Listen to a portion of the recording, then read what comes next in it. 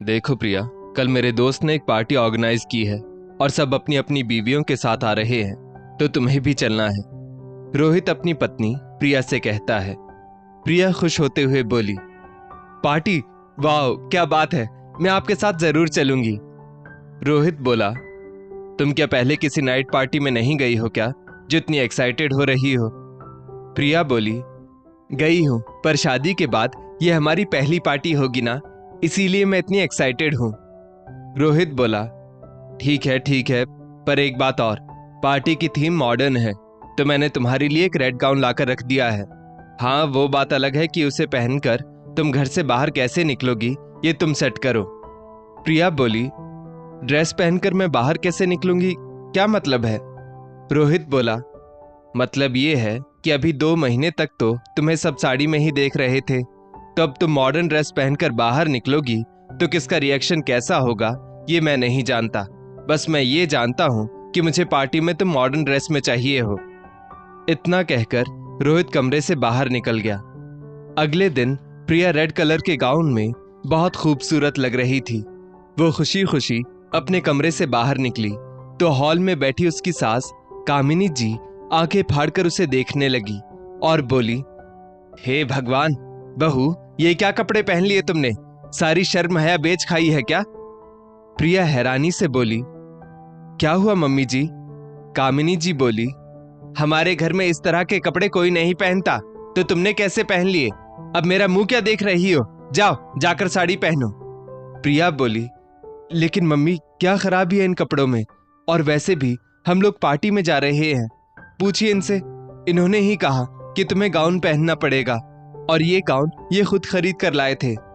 कामिनी जी बोली, चल झूठी, मैं अपने बेटे को तुझसे बेहतर जानती हूँ, वो तो बड़ा सीधा है, जरूर तूने ही कहा होगा कि तुझे गाउन पहनना है, तो मजबूरी में उसे लाना पड़ गया होगा। सब जानती हूं मैं तुम आजकल की लड़कियों को। प्रिया का इतना समूह हो गया, उसने कहा, पर मम्मी जी। कामिनी जी बोली, परवर कुछ नहीं, देखो तो जरा इस जिद्दी लड़की को, अभी भी यहीं खड़ी खड़ी मुझसे बहस किए जा रही है। जाओ जाकर कपड़े बदल कर आओ, ऐसे कपड़े पहनकर तो तुम मेरे घर की इज्जत को मिट्टी में मिला दोगी। प्रिया रोती हुई अपने कमरे में आ गई और सोचने लगी कि रोहित भी वहीं खड़ा था, पर अपनी मां के सामने उसने एक शब्द नहीं कहा। तभी बाहर हॉल से कामिनी जी की आवाज आई, अरे बहू, हुआ नहीं क्या? रोहित कब से इंतजार कर रहा है। थोड़ी देर में प्रिया साड़ी पहनकर बाहर आई। रोहित उसे देखकर मुंह बनाने लगा तो कामिनी जी बोली, ये हुई ना बात, जाओ बेटा, अब ले जा इसे पार्टी में। जैसे ही वो लोग जाने लगे तभी प्रिया की ननद रिमझिम बाहर से आई और भाभी को देखते ही बोली, अरे ये क्या पहन लिया भाभी, आप पार्टी में जा रही हो या किसी सत्संग में? भला साड़ी पहनकर पार्टी में कौन जाता है? कल आपको इतना अच्छा डिजाइन का सूट लाकर दिया था, वो क्यों नहीं पहना? सही में भाभी, आप कितनी ओल्ड फैशन हो।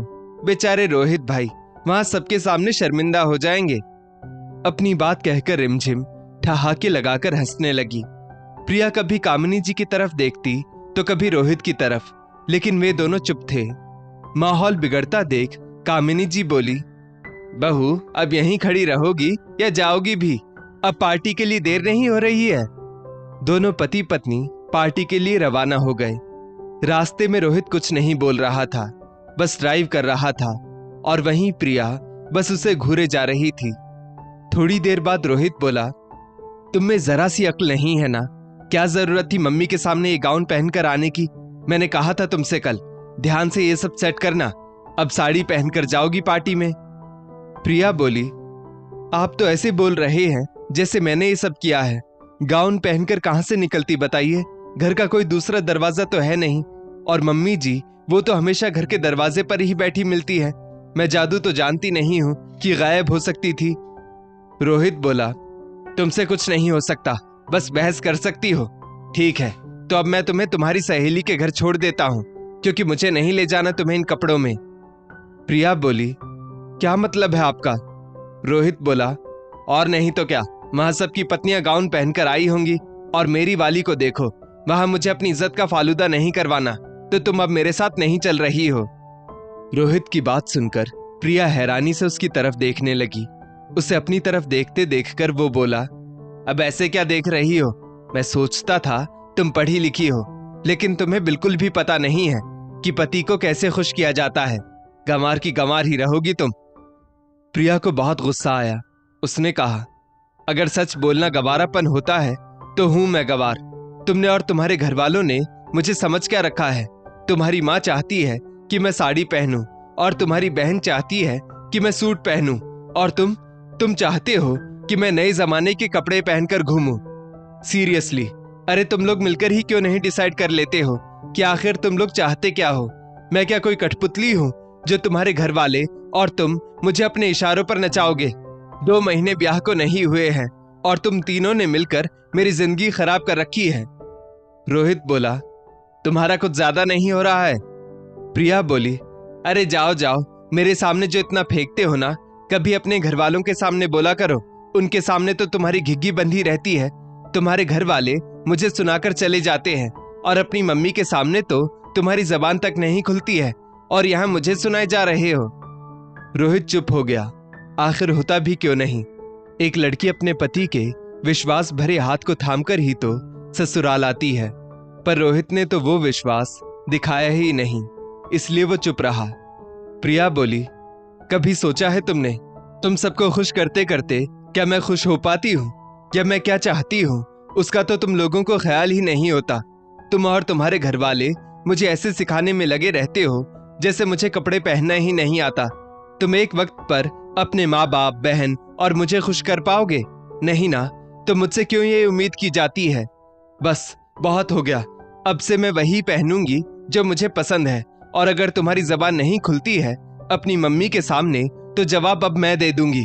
तुम एक अच्छे बेटे बनकर रहो, मैं अपना देख लूंगी। अगर बुरी बहू बन जाऊंगी तब भी कोई दुख नहीं होगा। आज प्रिया ने अपनी सारी भड़ास रोहित पर निकाल दी। थोड़ी देर में उसकी सहेली का घर आ गया।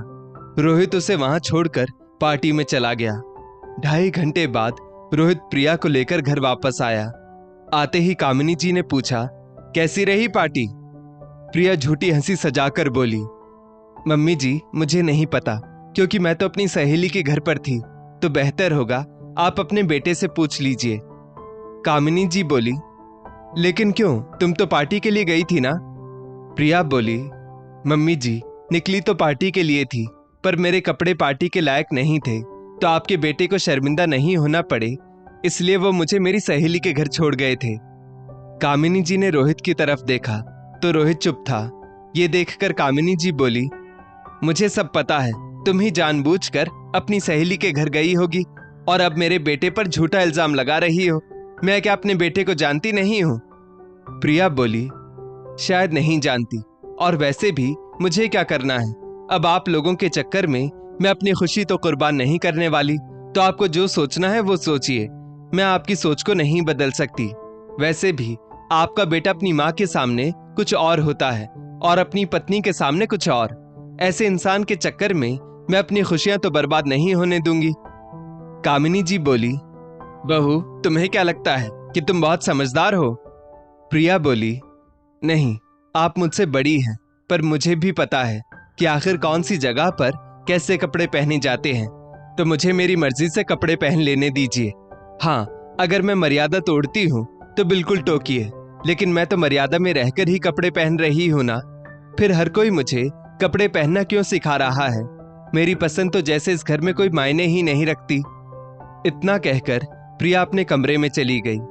कामिनी जी ने गुस्से में रोहित की तरफ देखा तो रोहित बोला, मम्मी कुछ जगहों पर ड्रेस कोड होता है, आज की पार्टी में साड़ी नहीं चलती, तो इसलिए मैं प्रिया को उसकी सहेली के घर छोड़ गया था। आखिर बेटे की बात सुनकर कामिनी जी चुप हो गई। बोलती भी क्या, गलती बहू की थी ही नहीं। हाँ, इतना था कि आइंदा उन्होंने बहू को कपड़ों के लिए फिर कभी नहीं टोका। आखिर बहू भी तो मर्यादा में रहकर ही कपड़े पहन रही थी, फिर उसके लिए अलग नियम क्यों? दोस्तों, इस स्टोरी को लेकर आपकी क्या राय है? नीचे कमेंट करके जरूर बताइएगा, और ऐसी ही और भी बेहतरीन वीडियोस के लिए हमारा पेज जरूर फॉलो करें। धन्यवाद।